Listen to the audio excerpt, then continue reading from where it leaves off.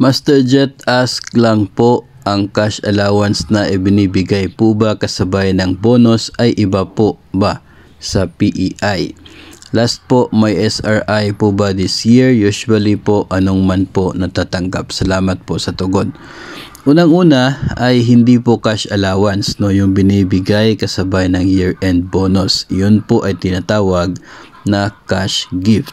No, ang cash allowance, yun po yung dating chalk allowance na binibigay sa mga guro during sa simula ng school year. Yun po ang cash allowance. Ito pong sabay ng year-end bonus, cash gift po ang tawag dyan. And iba po yung cash gift na yun doon sa PEI. No, yung cash gift sabay ng year-end bonus not earlier than November 15. Ang PEI naman ay parehong halaga lang 5,000 pero binibigay naman po ito not earlier than December 15. So magkaiba po silang dalawa.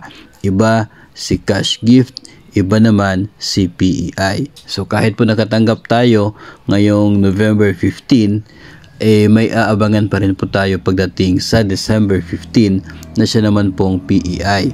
Ngayon pagdating po dito sa isa pang tanong tungkol naman sa SRI, hindi pa po tayo sigurado sa ngayon tungkol sa SRI 2023 kasi wala pang order na inilabas ang Pangulo para sa purpose na yan. Kung ating pagbabasihan yung nangyari last year, ang SRI 2022, lumabas po yung Administrative Order number 1 last December 16, 2022. So ngayon po ay November 11 pa naman.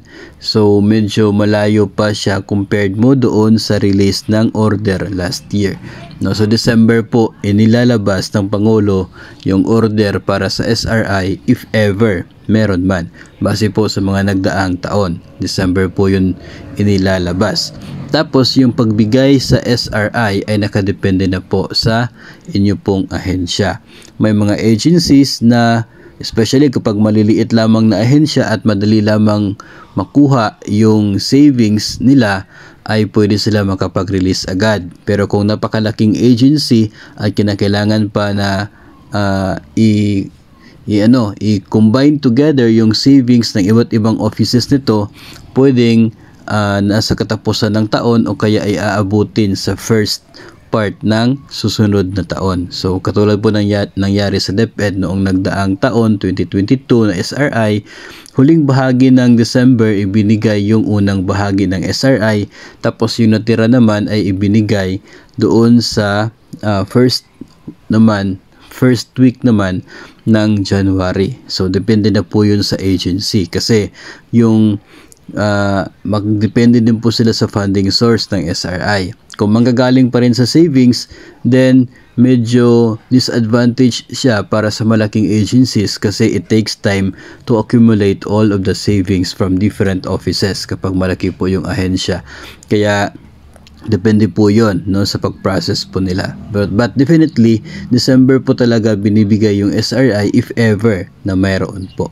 No, so abangan na lamang po natin yung ilalabas na order ng Pangulong Marcos sa susunod na buwan or in the next few weeks, depende po, no, kung ano po yung magiging mangyayari ngayong taong 2023. Kaya po sinasabi natin na hindi pa sigurado yung SRI 2023 kasi wala pa po tayong hinahawakan at wala pa po tayong nakikita na administrative order ng Pangulo for that purpose.